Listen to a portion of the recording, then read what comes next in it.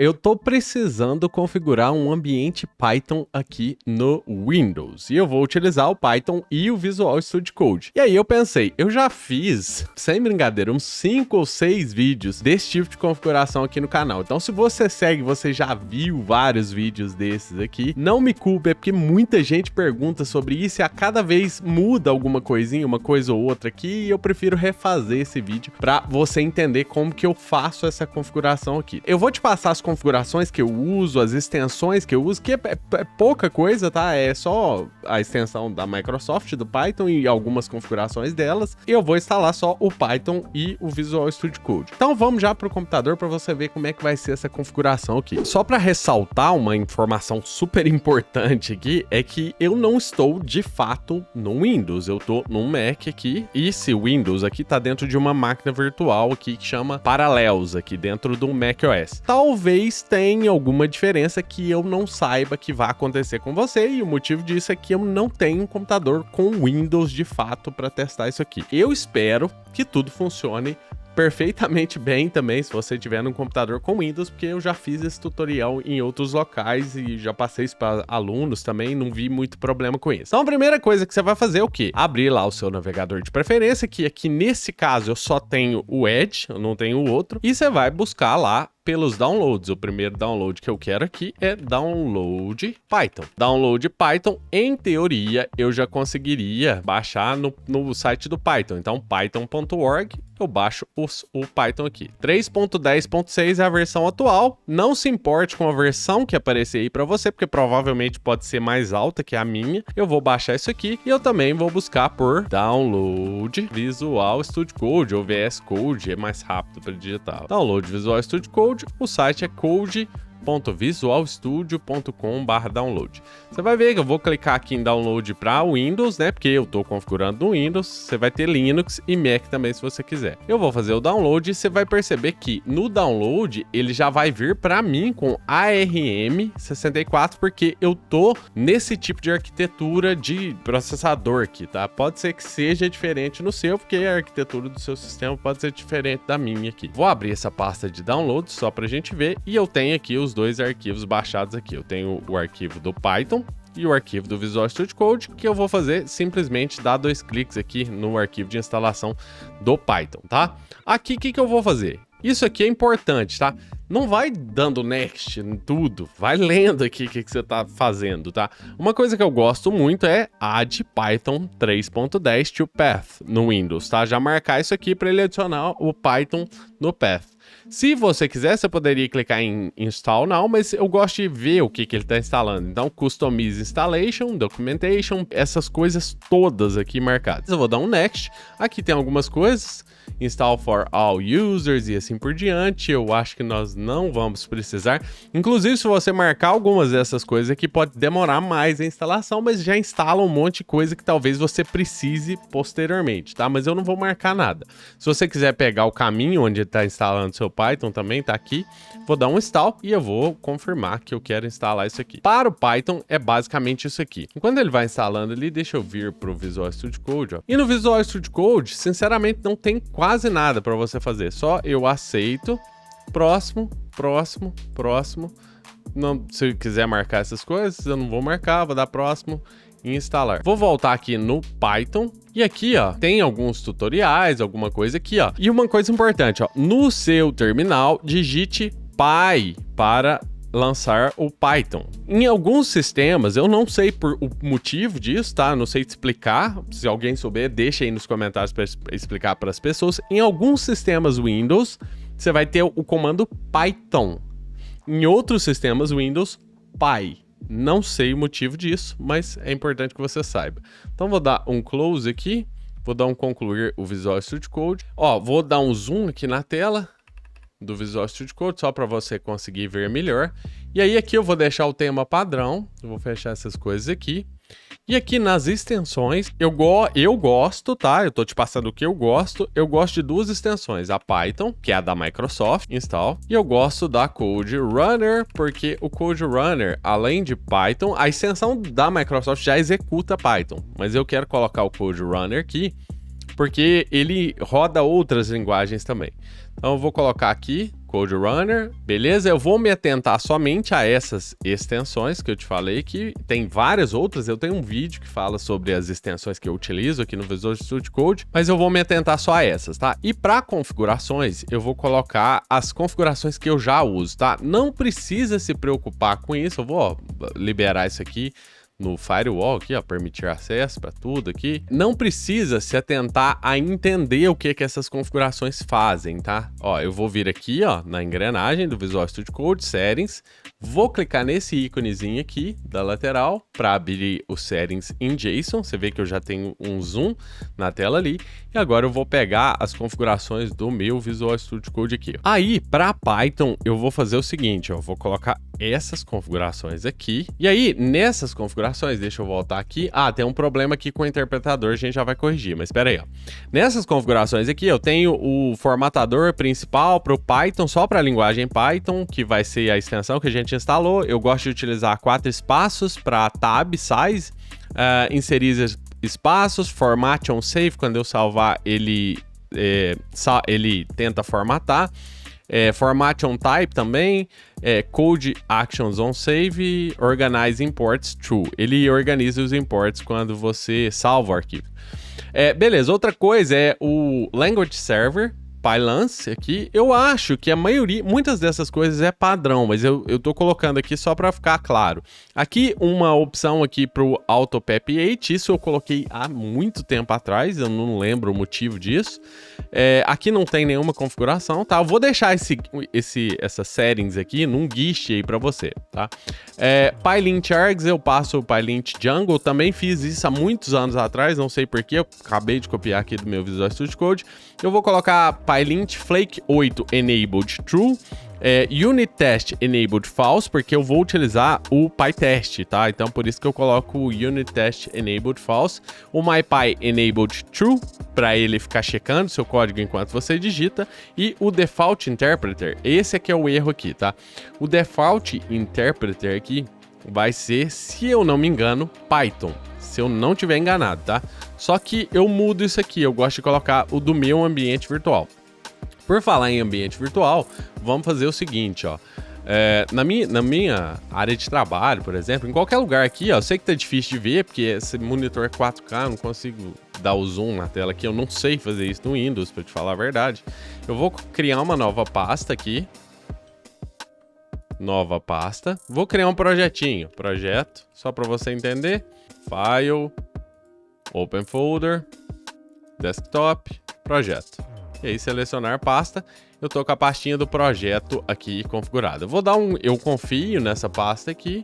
Eu gosto de utilizar o Visual Studio Code em inglês, então por isso eu não vou instalar nenhum sistema de idioma aqui. E beleza, agora o que eu quero fazer? Eu preciso criar um ambiente virtual, tá? E aí, aqui que a gente começa a utilizar o Python, porque eu acabei de instalar ele, então eu costumo checar pelo comando Python primeiro. Então, Python -- version, só para eu ver se ele capturou. Se der esse erro, Python não encontrado, execute sem argumentos, não sei o que lá, tenta o comando py. Como eu te falei, alguns sistemas vai ser Python e outros py, não sei por quê. Então, Py version, eu tenho ali a versão do Python 3.10.6. Beleza, então a gente sabe agora que para a gente utilizar o Python, o nosso comando padrão aqui no Windows vai ser py, tá? Esse é o global. Depois que eu ativar o meu ambiente virtual, eu posso utilizar Python. Então, o que eu vou falar? Py -m venv. Se for Python, troca py para Python. E aí ele vai criar uma pastinha dentro do meu projeto chamada de venv. Esse venv é o meu ambiente virtual. Todo e qualquer projeto que eu crio no Python tem um ambiente virtual. O que é um ambiente virtual? É basicamente para que tudo que eu instalar nesse projeto esteja contido dentro desse projeto, tá? Eu não quero, por exemplo, instalar o Django global no meu sistema. Eu quero que o Django seja um exemplo, só o Django como exemplo. Eu quero que o Django esteja na versão que eu instalei naquele projeto. Se eu criar um outro projeto, eu instalo outro Django em outra versão. Eu tenho essa flexibilidade utilizando ambientes virtuais, o que eu não teria se eu não utilizasse um ambiente virtual. Criado aqui o meu ambiente virtual, agora a gente vai ter um errinho aqui, ó. Se eu digitar aqui clear, só para limpar a tela, agora eu vou ter um errinho. Se eu fizer assim, ó, eu quero ativar o meu ambiente virtual, tá? O seu ambiente virtual no Windows, quando você vem em Venv, você vai ter uma pastinha chamada Scripts, e aí você vai ter um activate.bat para o CMD, se você estiver utilizando, mas aqui a gente está utilizando o PowerShell, tá? Ó, você está vendo aqui. Se você utilizar o CMD, é só executar esse script, activate.bat. Se você está no PowerShell, você vai executar esse activate.ps1. Então, o que eu faria aqui? Eu viria aqui para ativar o meu ambiente virtual, falaria venv, né, na pastinha lá que eu quero acessar, scripts, activate.ps1. Se eu executo isso aqui, geralmente isso acontece na primeira vez que você executa ele aqui, tá? Você tem que liberar um negócio aqui no PowerShell. Quando dá esse erro aqui, ó, erro de segurança e tal, unauthorized access, você vai fazer o seguinte, ó, eu vou abrir o iniciar, vou digitar PowerShell, vou clicar com o botão direito, deixa eu dar um zoom aqui para você, ó, vou clicar com o botão direito, executar como administrador, sim. E aí aqui no PowerShell, eu tô sem nenhum zoom aqui na fonte aqui, ó, vou colocar 36, ó. Aqui no PowerShell, o que eu vou digitar é set execution policy unrestricted menos... Então é isso aqui, ó, set execution policy unrestricted menos force.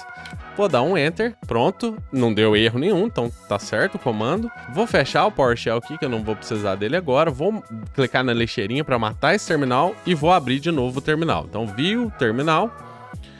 Aí agora eu posso ativar o meu ambiente virtual digitando venv scripts activate.ps1.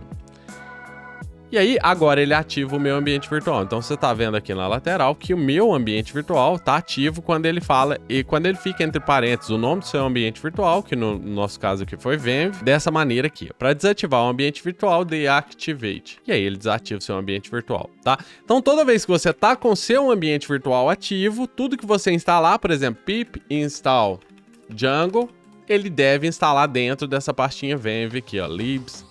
E aí ele deve instalar aqui em algum lugar aqui, Django instalado aqui dentro dessa pastinha aqui. E aí, isso por projeto. Cada projeto vai poder ter o seu próprio Django, se você quiser, o seu próprio PyTest, a versão da lib que você estiver utilizando. É basicamente você criar uma bolha para o seu projeto ali. Criado o nosso ambiente virtual, mas eu vou ter que agora, toda vez que eu abrir o meu terminal, eu vou ter que ativar o meu ambiente virtual dessa maneira. Vou ter que vir aqui, digitar venv, scripts, activate. Não, você pode fazer o seguinte. Se você for lá na nossa settings, lembra que o nosso caminho aqui vai ser venv, scripts, activate.ps1, né? Então, esse aqui é o nosso para ativar um ambiente virtual.